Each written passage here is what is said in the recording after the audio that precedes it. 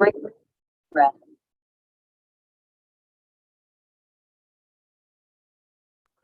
Good evening. Good evening sir. Good evening sir.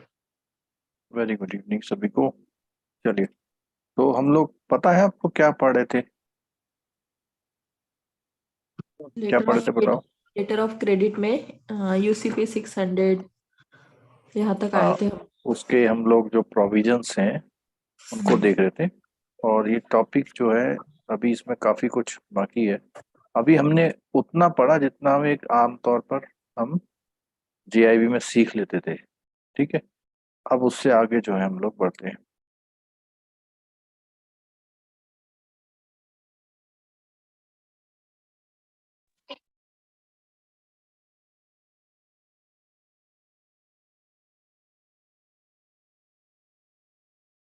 यूसीपीटीसी 600 कहाँ तक आ गया था, और type of sir page number 100 पर है।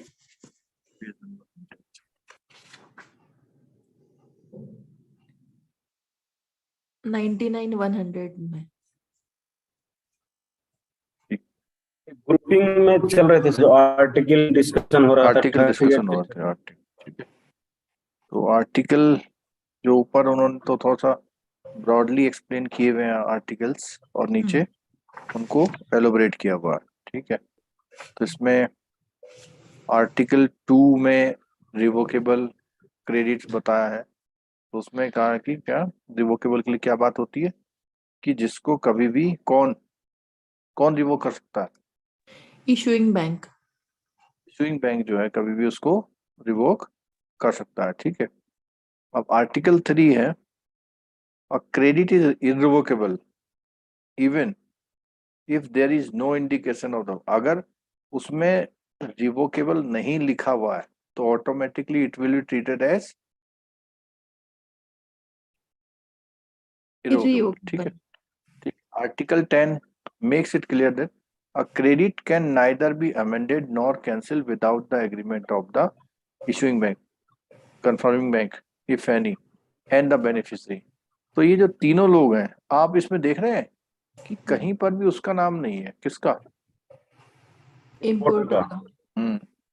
इम्पोर्टर तो केवल बैंक के पास जाता है कि मेरा ये काम करा दो, ठीक है। उसके बाद बैंक के बिहाफ, उसके इम्पोर्टर के बिहाफ पे बैंक इनिशिएट करता है, एडवाइजिंग बैंक को साथ में लेता है, बेनिफिशियरी बैंक को साथ में लेता है।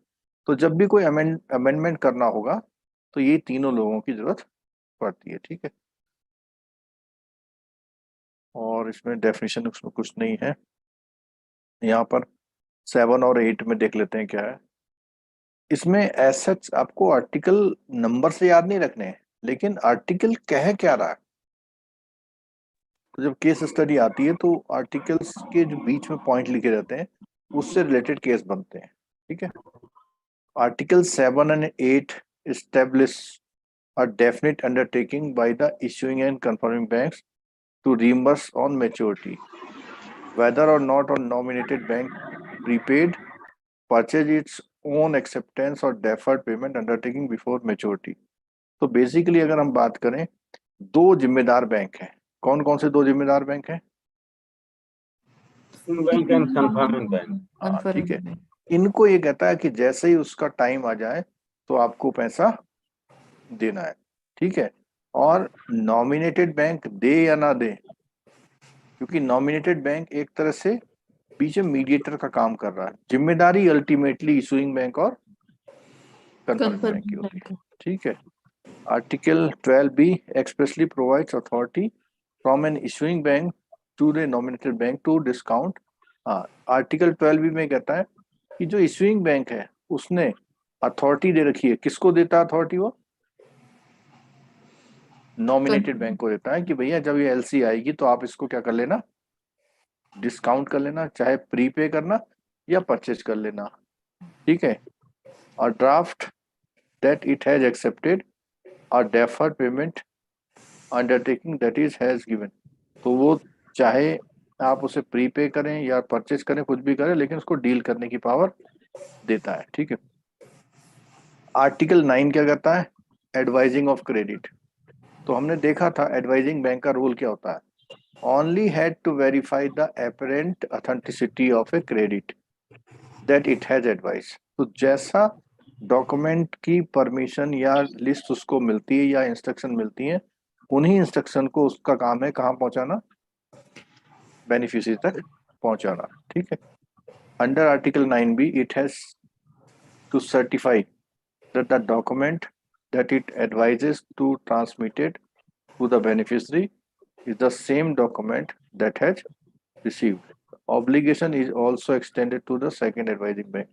तो कई बार क्या होता है कि एडवाइजिंग बैंक से obligation is also extended to any second bank. अगर दो बैंक हैं तो दूसरे बैंक को भी ये एडवाइजिंग एक्सटेंड की जा सकती है। ठीक है। और एडवाइजिंग बैंक क्या करता है, वो कहता है बेनिफिशियरी से कहता है क्या देना है उसको, डॉक्यूमेंट देने हैं। ठीक है। अमेंडमेंट, अगर एलसी में कोई अमेंडमेंट की बात आती है तो वो आर्टिकल 10C में है। उसमें क्या है, should give notification of acceptance और रिजेक्शन ऑफ एन अमेंडमेंट। तो बेनिफिशियरी चाहे तो जो उन्होंने अमेंडमेंट किए हैं उनको एक्सेप्ट भी कर सकता है और उनको रिजेक्ट भी कर सकता है। ठीक है। If the beneficiary fails to give such notification, presentation that complies with the credit and not yet accepted amended will be deemed to be notification of acceptance by the beneficiary of such amendment. तो कई बार क्या होता है कि beneficiary, if the beneficiary fails to give such notice, मतलब आपने उसको बताया कि भैया इसमें ये चीज चेंज है और बेनिफिशियरी ने बैंक को कुछ भी नहीं कहा प्रेजेंटेशन पे, तो कुछ भी नहीं कहा का मतलब क्या मान लिया जाएगा, it will be treated as accepted. ठीक है। As of the moment the credit will be amended, thus a beneficiary is deemed to be have given notice acceptance of a proposed amendment. तो अगर कोई भी amendment होता है तो beneficiary को ये माना जाता है कि उससे उसका क्या देनी पड़ेगी, एक्सेप्टेंस देनी पड़ेगी। अगर नहीं देता है तो ऑटोमेटिकली क्या मान ली जाएगी, एक्सेप्टेंस मान ली जाएगी, और उसे रिजेक्शन करना होगा तो उसे रिजेक्शन देना होगा। ठीक है। टाइम अलाउड में आर्टिकल 10 में कहता है, क्या कहता है इसमें, 5 बैंकिंग डेज मींस जहां पर बैंक रेगुलरली ओपन है at the place at which the act subject, जहां पर उस एलसी का काम होना है वहां पर बैंक रेगुलरली अगर ओपन है तो उसको किस नाम से जाना गया है, बैंकिंग डे से। ठीक है। नॉन मैचिंग डॉक्यूमेंट, डॉक्यूमेंट क्योंकि बैंक जो डील कर रहा है किससे, डॉक्यूमेंट से कर रहा है, तो उसे डॉक्यूमेंट सारे क्या करने पड़ेंगे, मैच कराने पड़ेंगे। ठीक है। तो दो बार आर्टिकल 14 में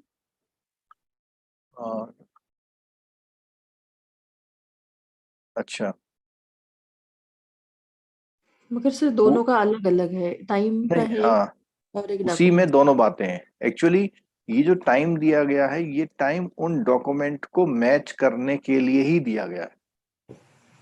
तो 5 डे में मैच करना है, और इसी में आगे उसने बता रखा है, इसको 14D करके नाम दिया हुआ है कि डॉक्यूमेंट को मैच कैसे करना है। तो इसने बोला हुआ है seeks to resolve the problem of inconsistency in data by clarifying that there is no need for a mirror image but rather data in a document।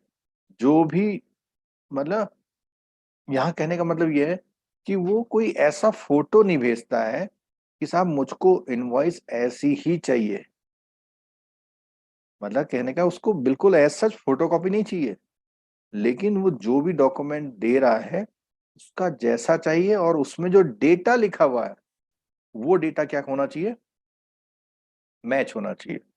अब कई बार क्या होता है, वो जब पेपर आया तो उसमें फॉन्ट ले रखा है एरियल, और जो कंपनी ने इनवॉइस बना के दी उसमें टाइम्स न्यू रोमन ले रखा है, तो आप उसे रिजेक्ट कर देंगे, नहीं नहीं कर करेंगे। वो सकते। यहाँ कहने का मतलब ये है कि डेटा से मतलब है उस डॉक्यूमेंट में, बिल्कुल ऐसा डॉक्यूमेंट की कॉपी नहीं चाहिए, लेकिन जो जो डॉक्यूमेंट में कंटेंट है वो कंटेंट हमको चाहिए। ठीक है। Data in a document when read in context with the credit the document itself and international standard banking practice need not be identical to. वो कह रहा है कि कुछ जरूरी नहीं बिल्कुल वैसा ही हो, but must not conflict with data in the document any other stipulated document of the grade। मतलब डॉक्यूमेंट में जो भी कुछ लिखा हुआ उसके बाद अब ये भी जो एग्जामिनेशन ऑफ डॉक्यूमेंट ये भी आर्टिकल 14 है। तो ये जो तीनों बातें चल रही है तो अल्टीमेटली डॉक्यूमेंट से रिलेटेड ना, डॉक्यूमेंट को एग्जामिन करना है। तो 5 डे होते हैं और अब ये बात नहीं रह गई। पहले क्या लिखा था, 7 डे लिखा था, वो अब बात हट गई। अब सीधे सीधे 5 बैंकिंग डे हो गया। ठीक है। पीरियड फॉर प्रेजेंटेशन यूजुअल, ये भी एक क्वेश्चन बनता है आपका। मैक्सिमम डेज कितने मिलते हैं? हाँ सर, पिछली बार आर्टिकल 14 से कुछ क्वेश्चन था, लेकिन क्या था मुझे याद नहीं है। चलो, मतलब उसमें ऐसा लिखा था कि आर्टिकल 14 बताइए या डॉक्यूमेंट की मैचिंग से संबंधित कोई बात मैच पूछी? करना था, आर्टिकल 9, आर्टिकल 14, आर्टिकल 9, आर्टिकल अलग अलग 14, आर्टिकल्स दिए थे और ऐसे उसमें करके क्वेश्चन मैच। दिया हुआ था कि अच्छा, कौन ऐसा सा था। आर्टिकल किससे रिलेटेड है। हाँ, अच्छा, यस यस तो यस, ऐसा ही था। अब देख लो कि कितनी गहराई से पढ़ना मांग रहा हो। बिल्कुल तो बिल्कुल इसीलिए सर। एक एक रूल बनाओ आप लोग कि ये मत परेशान हो कि मेरे कितने चैप्टर रह गए। इस बात को देखो कि जो चैप्टर हो गए हैं वो मैंने एक बार 2 बार कम से कम हल्का सा रिवीजन कर लिया। एग्जाम में भी ऐसे ही करना है। टारगेट बना लेना कि मैंने ये 5 टॉपिक पढ़ने हैं, क्योंकि उसका आया हुआ क्वेश्चन गलत ना हो। ठीक है। ये पहले आता नहीं था आर्टिकल वाला ऐसा, अब इस बार आप बता रहे हैं कि आर्टिकल के नंबर दे दिए उसने। ठीक है, चलिए। हाँ, ये 21 वाला भी इंपॉर्टेंट है। इसलिए इंपॉर्टेंट है, period of presentation only apply to the original transport document. यानी जब आप शिपमेंट कर देंगे उसको 21 डेज के अंदर क्या करना होगा, आपको एडवाइजिंग बैंक को प्रेजेंट करने होंगे। ठीक है। This means that if only a copy और no transport document is required by the credit, a period for presentation is requested, then the credit should expressly state that documents should be presented within the certain period of time from a defined moment of event। यानी जैसे ही shipment करेंगे, यानी defined moment, वहां से 21 days के अंदर आपको shipment paper दे देने हैं। किसको? एडवाइजिंग बैंक को। ठीक है। Addresses of beneficiary and applicant need no longer be mention in the document credit. किसको किसको मना कर रहा हो? बेनिफिशियरी का के एड्रेस या एप्लीकेंट के एड्रेस की उनको कोई भी जरूरत नहीं है। नहीं है। They must however be with in the same country. Country only. Content details like phone number, fax number में भी मतलब इससे कोई फर्क नहीं पड़ता आपके। जो यहाँ बात हो रही है कि क्या हमें चेक करना, अब आप कह रहे हो कि साहब इसने मोबाइल नंबर तो लिखा ही नहीं, तो उससे कोई फर्क नहीं पड़ता। कौन सा सामान कौन सी डेट को बुक किया गया, क्या उसकी क्वांटिटी है, क्या उसका मेक है, ठीक है, उसके प्राइस कितने हैं, इन बातों पे ध्यान देना आपने। ठीक है। The shipper consignor of goods may not be the beneficiary of the credit.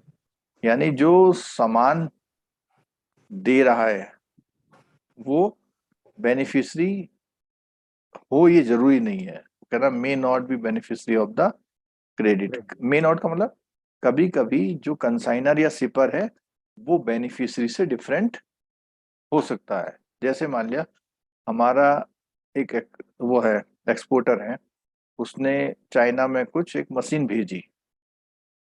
हो सकता है कि बनाने वाला कोई और हो और वो केवल शिपिंग कर रहा हो। कौन? बेनिफिशियरी। तो ये कह रहा है कि वो जरूरी नहीं कि वो हो। ठीक है। Non documentary requirement, banks should disregard all non-documentary requirement। This means that any requirement the credit that is not specifically part of a required document। मतलब उसने मांगे 4, आपने लगा दिए 40, तो कहता है ऐसी चीजों को क्या करना है? इग्नोर कर दो, उन कागजों से आपको कोई मतलब इग्नोर कर। नहीं है। ठीक है। Complying presentation under the use 600 now clear that this begins when the bank determine that a presentation is compliant। मतलब वो जो सेटलमेंट का प्रोसेस है, जैसे ही बैंक को लगता है कि भैया इसने उस तरह पैसा दे दिया है, तो बैंक को सेटलमेंट का प्रोसेस स्टार्ट करना होता है। ठीक है। अब आते हैं डिस्क्रिपेंट डॉक्यूमेंट, मतलब डॉक्यूमेंट में कोई कमी निकल आई, वेवर है, नोटिस देना है नहीं देना है। किसको नोटिस देना है? एक्सपोर्टर को। एक्सपोर्टर को। एक्सपोर्टर को देना कि भैया आपने जो डॉक्यूमेंट दिए थे उसमें कुछ डॉक्यूमेंट क्या है, कुछ कम ज्यादा है। ठीक है। तो इसने बोलता है article 16 of now encompasses additional option design to avoid banks sitting on the discrepant, मतलब डिस्क्रिपेंट डॉक्यूमेंट के ऊपर बैठे नहीं रहना है। जैसे हम लोगों को लोन की फाइल आती है, उसमें कमियां होती हैं, हम उसको पड़े रहने देते हैं, कह रहा है कमियां हैं तो वापस करो। And issue related to the forced waivers the option are, उसके बाद क्या क्या ऑप्शन है, क्या करता है कि वो प्रेजेंटर के फर्दर इंस्ट्रक्शन तक उनको डॉक्यूमेंट को क्या कर ले, होल्ड करना। होल्ड कर ले। Hold document until it receives waiver, जब तक ना आ जाए तब तक कि भैया वेट कर रहा है। हो सकता है वहां से वो कहे ठीक है भैया ले लो, एक कागज कम है ले लो, लिख के देंगे। ठीक है। और receive further instructions from the presenter prior to agreeing to accept a waiver और रिटर्न द डॉक्यूमेंट्स और एक्सेप्ट। तो वो कहता है कि जो भी चीज है उसके अकॉर्डिंग देखनी है कि डॉक्यूमेंट को वेट करना है नहीं करना है। ठीक है। वो रिटर्न भी कर सकता है डॉक्यूमेंट को, और act in accordance with the instruction previously received from the presenter. जैसी उसने instruction, there is no provision for payment under the reserve और इंडेमनिटी। इसका मतलब क्या हुआ? There is no provision for payment under reserve और इंडेमनिटी। मतलब reserve और इंडेमनिटी के ऊपर पेमेंट नहीं करना है। ऐसा कह सकते हैं। कोई इंडेमनिटी देता है? हाँ। रहता है ना। मुझे इसका ऐसा लग रहा है कि भैया अगर पेमेंट कर दिया तो कर दिया, फिर वो रिटर्न नहीं हो पाएगा। हाँ फिर ऐसा नहीं अरे वो मेरा पैसा वापस दो, वो गड़बड़ हो गया। हाँ, एक पेपर कम रह गया। हाँ तो वो जी उसने अगर कर दिया तो कर दिया। ठीक है। उसको ओरिजिनल क्लियर कीजिए डॉक्यूमेंट की ना बात सर, है। सेंटेंस को क्लियर कीजिए ना। क्या जी? वो सेंटेंस क्या था? उसमें ये था आर्टिकल कि 16, हाँ ये with instruction previously received from the presenter. हाँ एक तो उसने बोला हुआ है कि पहला बहुत बात तो बोला वो तब तक रखेगा जब तक कि उसे वेवर का नोटिस नहीं मिल जाता। ठीक है। या कोई उसे फर्दर इंस्ट्रक्शन नहीं मिल जाती। ठीक है। और या वो पेपर को क्या कर सकता है, क्या कर सकता कर सकता है। है, रिटर्न कर सकता है, या वो प्रीवियसली इंस्ट्रक्शन के अकॉर्डिंग एक्ट कर सकता है। ठीक है। इन सब को करने के साथ ये एक बात और बोलता है कि अगर वो there is no provision for payment, payment के लिए कोई भी ऐसा प्रोविजन नहीं है कि वो पेमेंट रिजर्व रख के या इंडेमनिटी रख के करे। अगर वो पेमेंट कर रहा है तो क्या माना जाएगा कि उसने कागज सारे चेक कर लिया है। आपको डिस्क्रिपेंसी से कोई मतलब नहीं रह जाएगा। ठीक है। चलिए ओरिजिनल डॉक्यूमेंट्स, अब बहुत सारे उसमें ओरिजिनल डॉक्यूमेंट भी होते हैं, तो कैसे पहचानना है आपको कि वो डिफाइन करता है। तो उसने कहा original document will be any of the following. क्या हो सकता है? ऐसा डॉक्यूमेंट जो ओरिजिनल सिग्नेचर मार्क स्टैंप या लेवल से लगा हो तो ओरिजिनल है, unless the document itself indicate that it is not an original. कई बार क्या होता है कि ओरिजिनल होता है लेकिन लिखा होता है ट्रू कॉपी, तो फिर ओरिजिनल नहीं होता है। ठीक है। अब से कंप्यूटर का जमाना है, मान लिया दो कॉपी निकालनी तो एक कॉपी दो कॉपी निकलती है, दोनों कंप्यूटर से निकल जाती है, दोनों कैसी लगती है? बिल्कुल देखने में ओरिजिनल लगती है। ओरिजिनल सी लगती हैं। ठीक है। और any document that appears to be written type perforated stamped by the document. तो पहली बात तो उसने बोला हुआ है कि भाई कि जो डॉक्यूमेंट है वो खुद ही ना बोल रहा हो कि मैं ओरिजिनल नहीं हूँ, तब तक आप उसे क्या मानेंगे, ओरिजिनल मानेंगे। ठीक है। और कोई ऐसा डॉक्यूमेंट जो जो अपना डॉक्यूमेंट इशूअर है उसने क्या किया हो, स्टैम्प्ड किया हो, तो वो भी ओरिजिनल है। और any document that appears to be the document issuer original stationery. कई बार क्या होता है कि हमें पता है कि उस कंपनी का लेटर हेड इस तरह का है, यस सर। तो ओरिजिनल लेटर हेड पर है, वो भी क्या माना जाएगा, एक तरह से ओरिजिनल डॉक्यूमेंट। और any document that states it is original unless the statement appear not to apply the document. तो वो कहता है कि that states it is original, या तो वो खुद ही कहता है कि मैं ओरिजिनल डॉक्यूमेंट हूं, ठीक है, unless the statement appears not to apply to the document, यानी ऐसा कोई स्टेटमेंट ना हो जिससे हम लोग को थोड़ा सा भी क्या लगे कि ये इस पर ये ओरिजिनलिटी को नहीं मतलब शो करता है। मतलब एक यहाँ पे पूरी बात अगर हम कहें तो ये बोला है कि डॉक्यूमेंट ओरिजिनल कौन से होते हैं वो आपको उन्होंने बताया। ट्रांसपोर्ट डॉक्यूमेंट के बारे में हमने पहले ही पढ़ा था। कितने तरह के होते हैं transport document? Bill of letting, railway receipt, Airways bill, और नॉर्मल सरफेस ट्रांसपोर्ट का बिल कुछ होगा अलग से। बिल्टी वगैरह, ठीक है। तो ये उसने बोला हुआ कि ये नॉर्मल होते हैं, ठीक है। बट वो डॉक्यूमेंट ट्रांसपोर्ट का must show that goods are shipped on board, यानी बुक कर दी गई हैं और कंपनी ने उनको जिससे जानी है, वो वेसल माने पानी के जहाज को वेसल बोल जहाज का देते हैं, नाम ठीक सर। ठीक है। Has been made much simpler which will hopefully leads to less confusion, ठीक है। It is now acceptable that a charterer, charter का मतलब है कोई agent, a named agent on behalf of the charterer can sign charter party bill of lading। मतलब एक तो हुआ हमने ओरिजिनल किसी कंपनी से बुक कराया, लेकिन ये उसका क्या है, एक एजेंट है, तो वो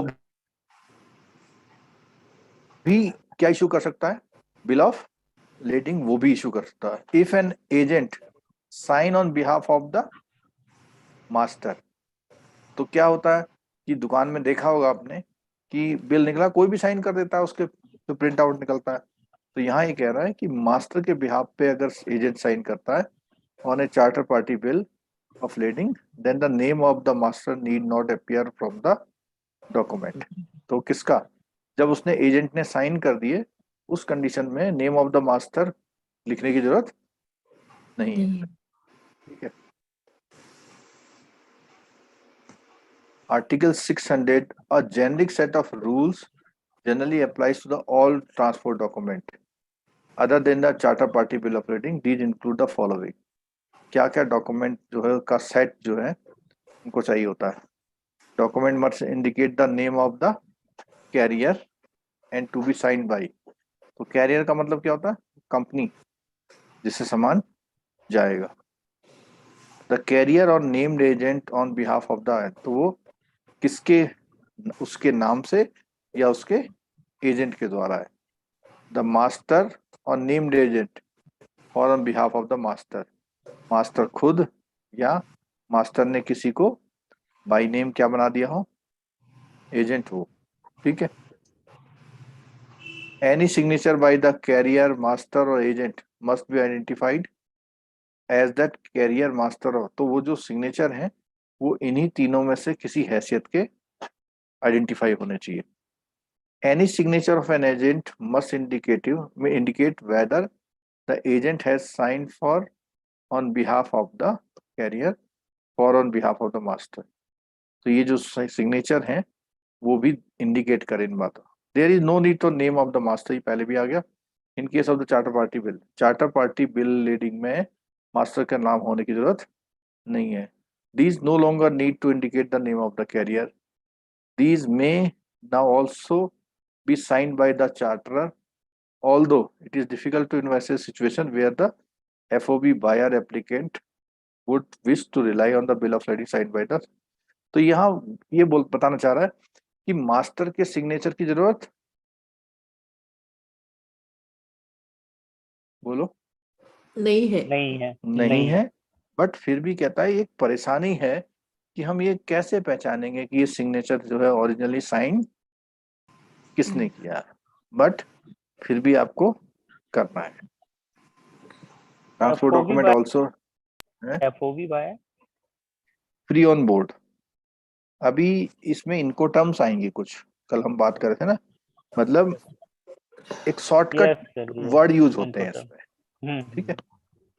चलो आगे, transfer document also no longer need to bear the clause clean in order to comply with any credits that require document to be clean on board।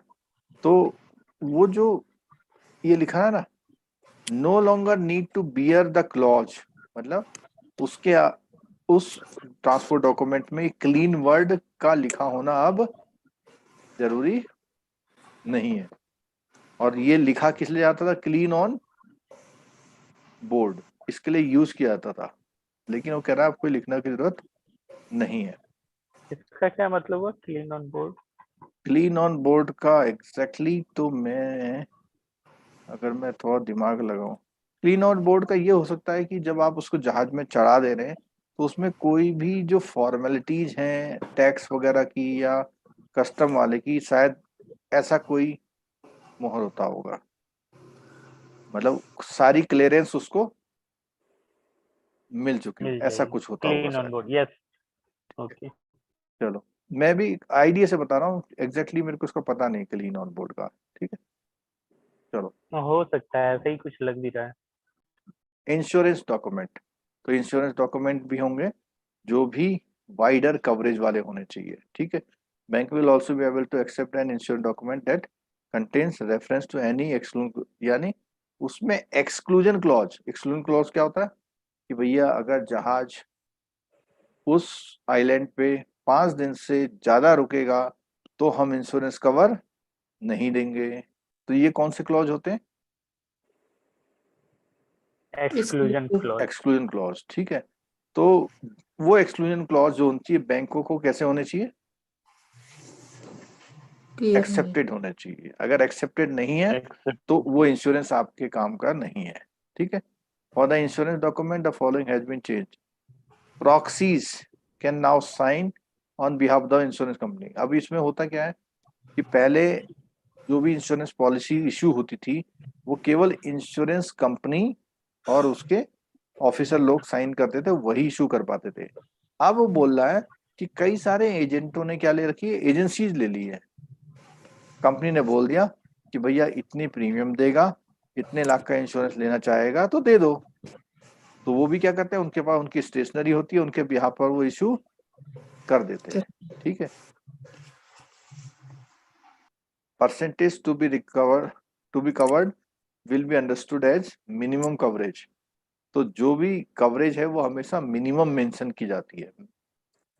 The document में contain reference to any exclusion clause, the risk must be covered at least between the shipment point to the stipulated in the credit. तो जहां से जहाज में सामान चढ़ाना है, shipment point, वहां से आगे का क्या होना चाहिए, इंश्योरेंस होना चाहिए, ठीक है। Partial drawing and partial shipment, insurance breakage वगैरह का ही रहता होगा ना सर? नहीं जो सामान ब्रेकेज से का भी होता है, चोरी का, डकैती का, जहाज डूब जाएगा। नेचुरल कैलेमिटीज जो बियॉन्ड कंट्रोल का है उस पे तो नहीं मिलता होगा, उस पे क्योंकि नहीं, उस पे नहीं, उसमें जहां तक काफी चीजें बड़ा हैं, अमाउंट का। हाँ जहां तक चीज, क्योंकि ऐसा अगर होगा तो जैसे अभी तुर्की में अर्थक्वेक आया था, अब वहां की जो इंश्योरेंस कंपनी होंगी उसको अचानक कितना पेमेंट करना पड़ जाएगा। कोई मान लिया कुछ वहां पे नेचुरल कैलेमिटी डिसास्टर में मतलब कोई नियम कानून नहीं लागू हो पाएगा। वो डिपेंड करता है कि उसमें उनकी पॉलिसी के क्लॉज में नेचुरल कैलेमिटी लागू है या नहीं है, ठीक है। चलो parcel drawing and parcel shipment. Parcel drawing का मतलब क्या है, जितने की एलसी है उतने का पूरा सामान ना बेच के कुछ कम का भेज रहा है। Article contain new interpretation of the partial shipment. अगर डॉक्यूमेंट आपके रास्ते में खो जाए तब क्या होगा? तो उसने बोला है the LC issuing bank must honour and reimburse of that nominated bank even document has not lost in the transit between the nominated and confirming bank or LC issuing bank or between the confirming bank and the LC issuing। तो वो कहता है अगर जब कागज इधर से उधर जाते हैं बाई चांस वो कागज खो भी जाए तब भी वो एलसी का फिनोमिना रुकेगा नहीं। ठीक है, फोर्स मेजर इसको समझ लेना। फोर्स मेजर क्या होता है? Despite suggestion for an option to allow a grace period of 5 banking days after a bank reopens for the presentation document, the position remains the same as it was under. Bank will not honor or negotiate under a credit that expired during the force majeure event.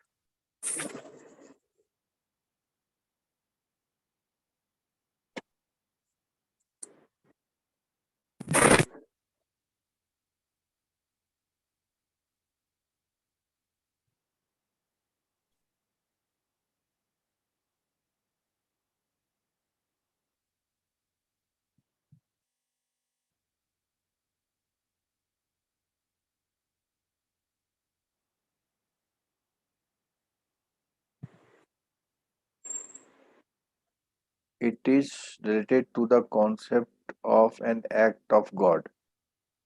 ये आ गया कि जब God का कोई act है, an event for which no party can be held accountable such as hurricane tornado, यानी किसी भी गॉड के एक्ट जिसमें कोई आदमी जिम्मेदार नहीं है उसके बारे में बात करता है। बैंक विल नॉट ऑनर और negotiate under a credit that expired during the force majeure event. फिर ये नेचुरल कैलेमिटी करके आएगा, नेचुरल डिजास्टर वगैरह। बैंक विल नॉट ऑनर और negotiate under a credit that expired during the, हाँ इसका ये कहना चाह रहा है, मान लिया नेचुरल कैलेमिटी आ गई और आपने टाइम दिया था कि 15 सितंबर 2023 तक क्या हो जानी चाहिए? हो जाना चाहिए, शिपमेंट हो जानी चाहिए। लेकिन यहाँ पर क्या आ गया? टोर्नेडो आ गया, सुनामी आ गया, कुछ आ गया, तो ये नहीं हो पाई। ठीक है, तो उस कंडीशन में बोला बैंक विल नॉट ऑनर और negotiate under a credit expired. अगर इसकी वजह से एक्सपायर हो जाए तो बैंक उस क्रेडिट को एक्सेप्ट नहीं, नेगोशिएट नहीं करेगा, ना ऑनर करेगा ना ही उसको नेगोशिएट करेगा। ठीक है, क्योंकि वो जो काम हुआ है उसमें ना आपकी गलती ना उनकी गलती, लेकिन रूल पक्के बने रहे इसलिए जितना लिखा रहता है उतने दिन का ही वो वेट वहां पर करते हैं। ठीक है, ट्रांसफरेबल क्रेडिट आर्टिकल 38 हमने बताया था, mentions that presentation document by on behalf of the second beneficiary must be made to the transferring bank. ठीक, चलो अब कुछ पार्टियों के नाम आते हैं, liability, responsibility and right of party. तो एलसी के केस में सबसे पहली पार्टी कौन है? एप्लीकेंट में कहता must not include excessive details or give any reference to credit previously issued to avoid any confusion or misunderstanding. The applicant should indemnify bank against any obligation imposed by the foreign law.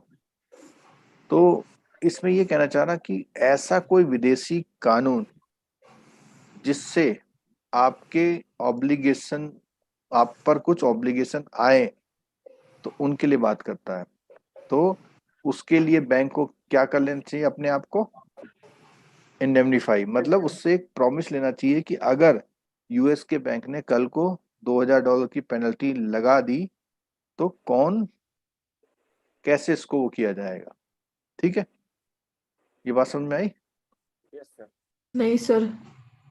इसमें है कि मान लिया आपने कोई LC US के लिए करी और आपने डॉक्यूमेंट वगैरह भेजे, ठीक है, हम्म। सामान भेजा, कुछ हुआ, लेकिन वहां के कानून ने कोई नई प्रॉब्लम लगा दी जिससे बैंक को $2000 का नुकसान हो गया। तो उस बंदे ने बैंक को क्या करना पड़ेगा इस बात के लिए? भरपाई करना पड़ेगा। इंडेमनिफाई कि भैया कोई एडिशनल चार्ज अगर वो कंट्री लगाएगी तो मैं दूंगा, आप करो एलसी, इस तरह से मान लो, ठीक है। ठीक है सर। इशूइंग बैंक हमने बता ही दिया था। इशूइंग बैंक में कोई ऐसी बात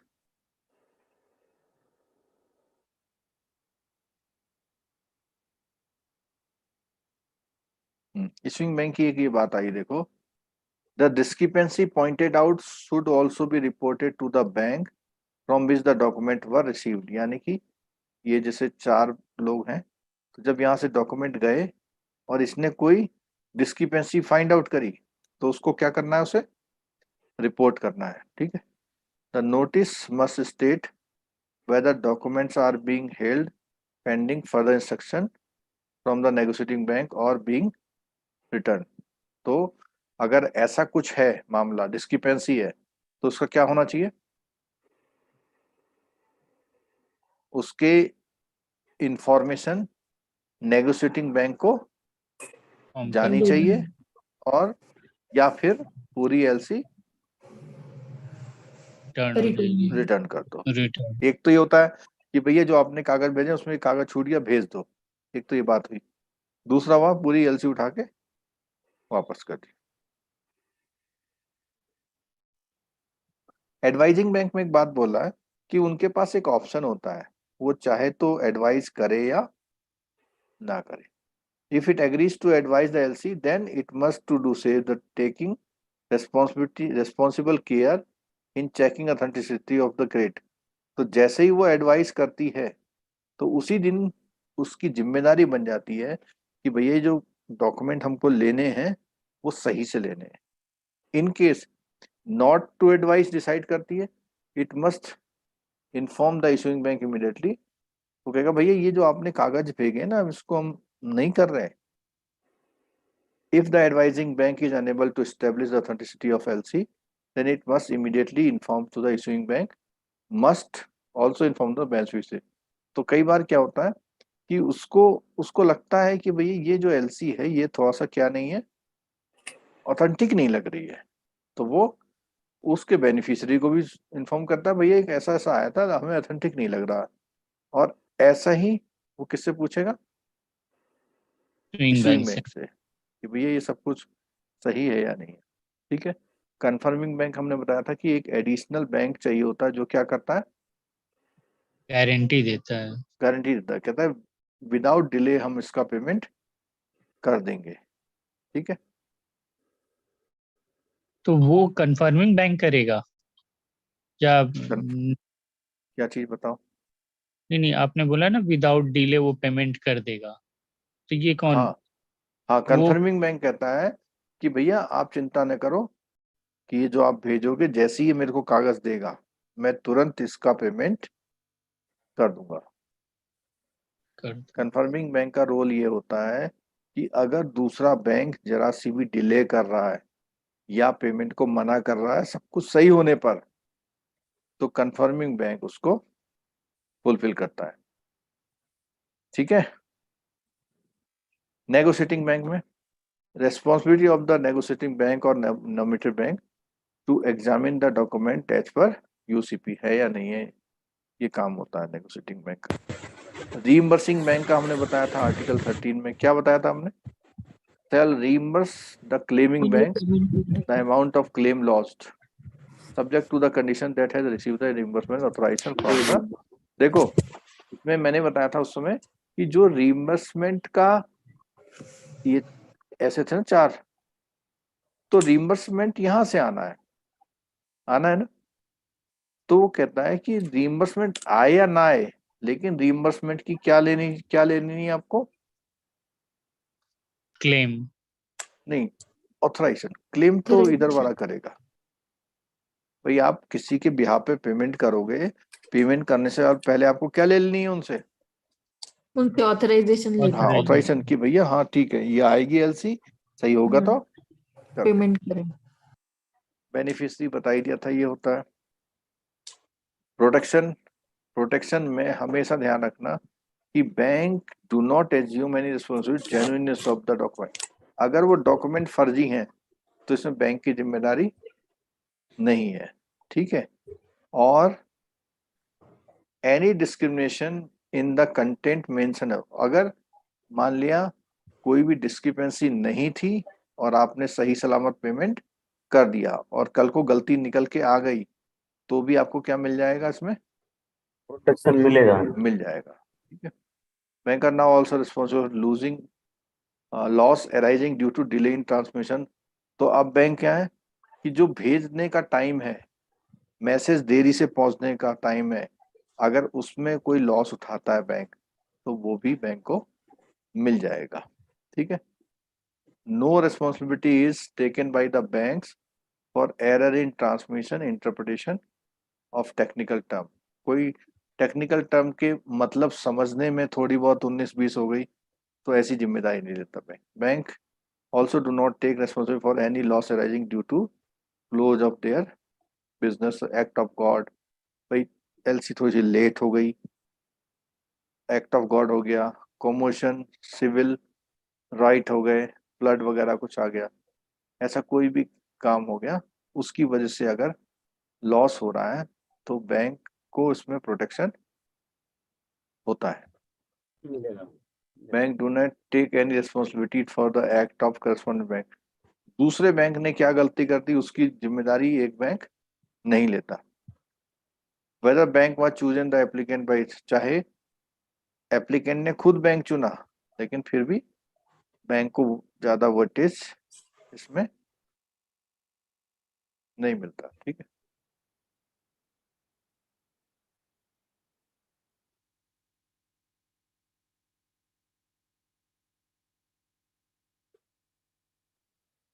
चलिए, ये कुछ ट्रू फॉल्स हैं इसमें, एक बार थोड़ी सी प्रैक्टिस के लिए देख लेते हैं क्या है।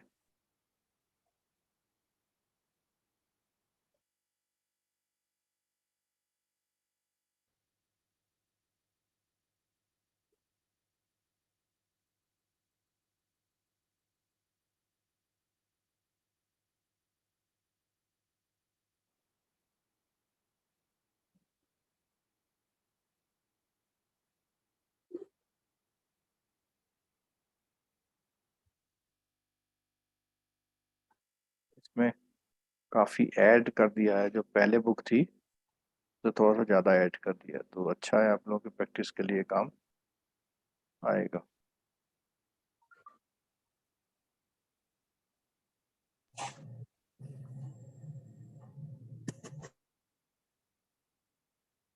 छुट्टी है सर यूपी में, बिहार में, यहाँ पंजाब में तो छुट्टी नहीं है सर कल।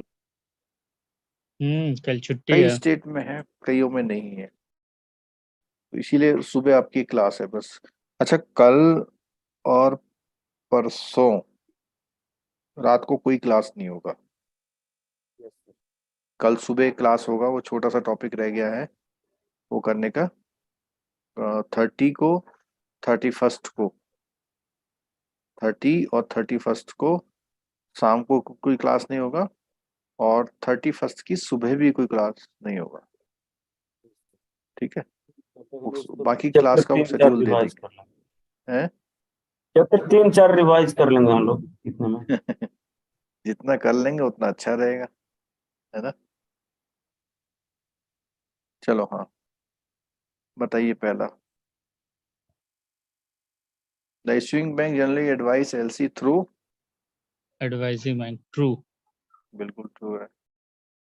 रिम्बर्सिंग bank negotiate the document and pay the beneficiary,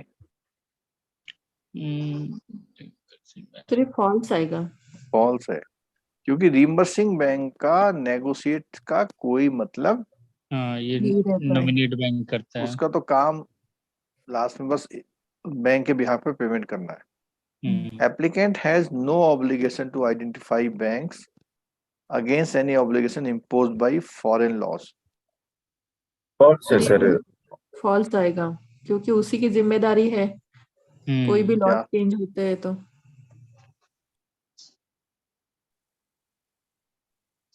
अभी पढ़ रहे थे सर कि कोई भी मतलब लॉ वगैरह के चलते हैं तो उसको इंडेमनीफाई करना पड़ेगा, और इसमें नो करना पड़ेगा ऑब्लिगेशन। ना, इसमें नो लिखा हुआ है, तो क्या हो जाएगा, ये फॉल्स है। फॉल्स हो जाएगा। ये लिखा ना, एप्लीकेंट हैज ऑब्लिगेशन, तो सही हो जाता, यस सर, यस सर, लेकिन ये क्या लिखा हुआ है पे, no. No obligation. If the advising bank is unable to establish the authenticity of LC, it must immediately inform the issuing bank. होगा, सर। बिल्कुल बोला था ना, यस सर, बिल्कुल यस सर। करना था, ठीक। True. Applicant is liable for any act done losses occurred due to the foreign loss. तो Yes, sir, एप्लीकेंट सही है। Liable, yes sir, true. Yes सही है। ठीक है, ट्रू। ये इसी का हिस्सा है ना। चलो, fill in the blank.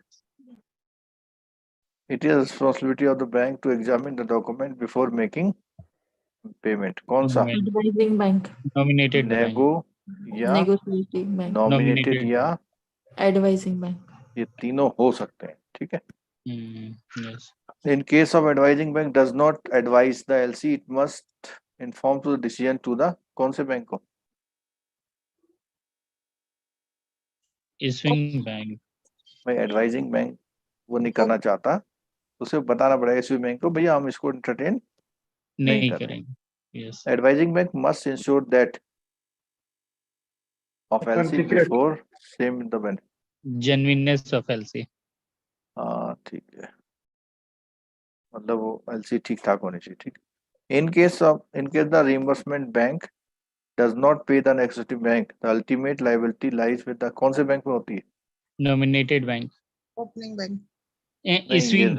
ये रिइंबर्सिंग बैंक है, तो रिमर्सिंग बैंक और नहीं नॉमिनेटिंग नहीं, बैंक के बिहाफ पे होगा ना issuing sir. Issuing issuing reimbursing bank जो पेमेंट करता है वो किसके बिहाफ पे करता है, इशूइंग बैंक के बिहाफ इशूइंग पे। बैंक के भी इशूइंग बैंक।